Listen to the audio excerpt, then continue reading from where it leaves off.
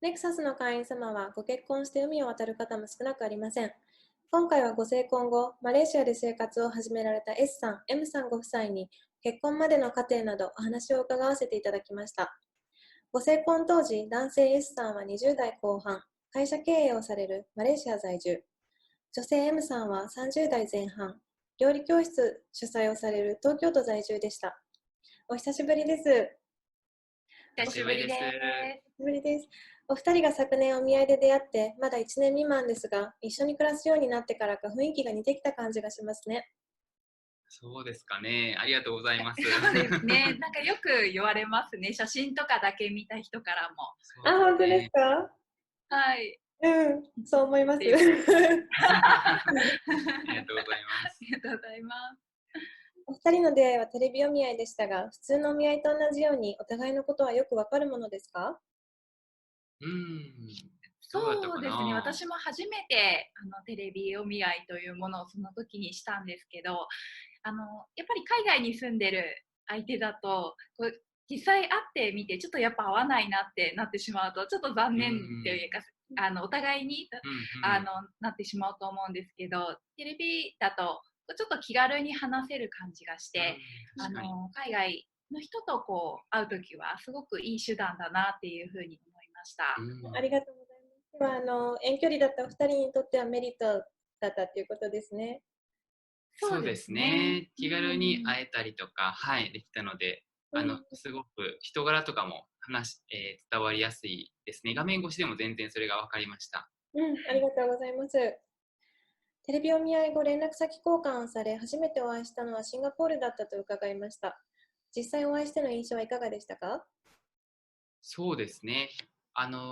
その前にテレビ電話で、話してたので、初めて会った感じは全くしなかったんですけども、でもやっぱり実際にお会いしたことで、雰囲気が分かったりとか、人柄が分かったりとか、それでより、この方と結婚したいなっていうふうに思ったっていうのがありました。そうですね。うん私もテレビで話した時と、あとその後電話とかメールもしたんですけども、そこからなんか印象がすごい変わるっていうことはなかったですね。なので、はい、だから、会ってみて、最初はちょっと緊張したんですけれども、すごい話しやすかったですし、私は結構最初テレビ電話で話した時に、なんか直感的に、なんかこの人と結婚するって、初めてそういうふうに思ってたので、やっぱりこの人だなっていうふうに思いました。会ってではみて。実際お会いされて確信されたということですかね。そうですね。はい。素敵です。お見合いから1ヶ月半でのスピード成婚となりましたが、決断されたポイントはそれぞれどこだったんでしょうか？そうですね。僕は、細かい価値観が似ているところでした。例えば、食事に対する価値観、健康的な食であったりとか、あとは2人とも仕事、ビジネスをしてますので、同じ自営業をしていると言ってもですね、やっぱりそのビジネスに対する、仕事に対する価値観って違ったりすると思うんですけど、そういった仕事の取り組み方とか、そういったところの向き合い方とか、そういった細かい部分の価値観が、すごく合っていて、そういうところがすごく決め手というか、ポイントになりましたね。うん。はい。奥様はいかが私は、はい。うん。私は、先ほど言ったように、なんか最初からもうこの人だって思ってたので、なんかそれも本当初めて不思議だったんですけれども、だからここがっていう明確なところはないんですけれども、なんかもうあんま迷いがなかったっていう感じですね。はい。価値観も細かい部分まで合うし、はい。奥様の感覚的にはフィット感ももう当初からあったということですね。はい、そうですね。素晴らしい。奥様はご結婚してマレーシアに住まいを移されたと思うんですが、お住まいになってみていかがでしたか？そうですね。マレーシアのクアラルンプールに住んでるんですけれども、本当に思った以上にすごく住みやすくって、ショッピングモールとかスーパーとかも普通にたくさんあって、全然、買い物とかも困らないですし、あと、グラブっていうタクシーのサービスとか、あと、宅配とかも充実してる、あと、安かったりするので、なんか日本に東京に住んでた時よりもすごい逆に快適な感じが、はい、しますね。いいですね。あと、はい、本当に便利というか、あとマレーシアはいろんなこう国の人たちが集まっているので、なんかこう日本だけの価値観だけじゃなくて、あ、こういう考え方もあるんだみたいな、なんかそういうのがすごく勉強になって、なんか楽しく過ごせています。あ、そうなんですね。ちなみにマはい。レーシアの暮らしで良かったこと、困ったこと、その宗教的な違いとか驚いたことなどあれば教えてください。はい。あるかな、なんかよかった。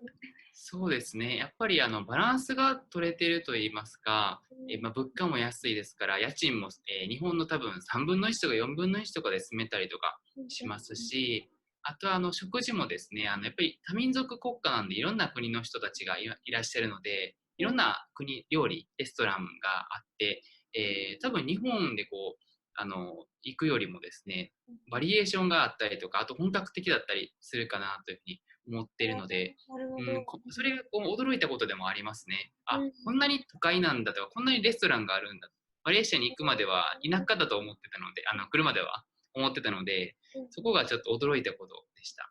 じゃあこう逆にこう困ったりとか不便だと思うよりも楽しいの方が多いということですかね。そうですね。なんか強いて困ったことを言うのであれば、結構時間にルーズなそうですね、気質マがあるので、レーシアの人たちが。この時間に来てくださいっていうふうに言ってても全然来なかったりとか、そうなんそういうのはありますね。そうはい。急に明日にしてってなんか日程変更が来たりとか、そうですもうしょうね。がないかってなってるんですけれども。はい。そうですね。か。まあでもあれですね、アクセクしないで済むのはそうですね。そうでしたか。あの、うん、うん。ありがとうございはい。ます。お二人とも起業されて好きな場所でお仕事をされていますが、家と仕事、夫婦としてのオンオフの切り替えは意識されていますか？どうかそうですな。ね。なんか2人ともまあ仕事を気づいたら、まあ、パソコンに向かっちゃうところがあるので、やっぱりずっと家にいないでちょっと午後はカフェに行ってパソコンするとか、あと夜ご飯食べた後はもうあまり仕事しないとか、あと日曜日はオフの日にしてもう何もしないでこう外へ出かけるとか、なんかそういうのはちょっとペースとして決めていたりですね。あ、いいですあと夫婦としての切り替えっていうのはあんまりないあんまりないですかね。な。なんか普通に仕事の話もするし、なんかこうあまり境目がないっていう感じそうですね。なんはい。か本当にパートナーとしてお互い人生をこう交差させて一緒に生活しているっていう感じなんですかね。そうですね。うん仕事も2人で考えたりとか、一緒に仕事したりとかすることもあるので、なんかそんな風にこうプライベートも仕事も一緒にこう全部やってるっていう風になってますね。わあ、すごい。バランスが取っていらっしゃるんですね。そうですはい。ね。ちなみに家事の分担などって決められてますか？はい。家事は、料理は基本私がやっていて、昼ご飯、朝はちょっとジュースのみなんですけれども、昼と夜は基本私が作ってるんですけど、でも週に2回は夫の方が夕飯作りをしたりとか、はい。そうなんです。あと週に1、2回はもう外食も楽しむって決めてるので、そんなにこう負担でもないですし、逆にゴミ出しとか洗濯とかはもう全部夫の方がやってくれていて、そうですね。そうなんです。私は料理しかしてないです。分担、いい形で分担できてると思います。はい。お掃除はお掃除サービスにちょっとお願いしたりしてるんですけど、東南アジアならではですね。こうなんかそうですね。はい。